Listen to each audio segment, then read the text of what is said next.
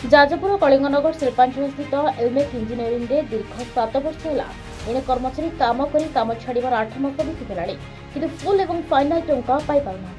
सूचना मुताबक विजय कुमार परिड़ा कलिंगनगर स्थित जीएसएल कारखानार एलमेक इंजीनियरिंग ठिका कर्मचारी भाव में 7 वर्ष हो कार्य कर ठिका संस्था मरमुखी भाव में कार्य बाहर करते न्याय प्राप्ति पाई नथिले।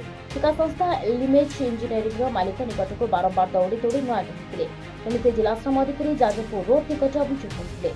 एठारे 6 मास बीती जाइए कौन उत्तर न पाई अभियोग करते। एपटे जिला श्रम अधिकारी सुधीर कुमार साहू कहते समस्त फुल और फाइनाल टंका और ग्राजुएट पाई तदंत चलुछि और जिन श्रम आयुक्त निकट केस फाइनाल किछि दिन समय लगुछि समाधान हेबो बोली कहते। विजय कुमार परिड़ा मु जिंदल स्टील प्लांट एलमेक इंजीनियरिंग जयदेव नायक अंडर 11 वर्ष काम करुली। मत बिना दोष विदा करदे।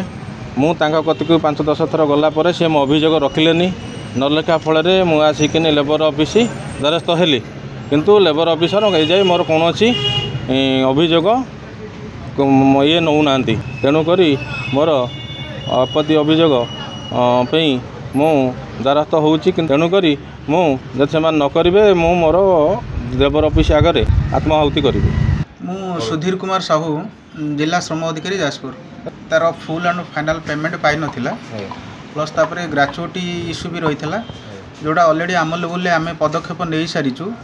आम फुल एंड फाइनाल T3 रे सजेस्ट करूँ सी कनसर्न लेबर कोर्ट को जीवे प्लस तापरे आमर जो ग्रेचुटी उपरे से आमर जुग्म श्रम आयुक्त पाखे से ऑलरेडी आमर केसटा फाइल करिसेंती आ सेटा बर्तमान चली रही है। गोटे लॉन्ग प्रोसेस एटा आमर नोटिस हुए नोटिस हैला परे बोथ पार्टी आसती तेणु यहाँ टाइम भी लगे सेमती स्पेसिफिक कहीहबन चली सेटा भी समाधान हो।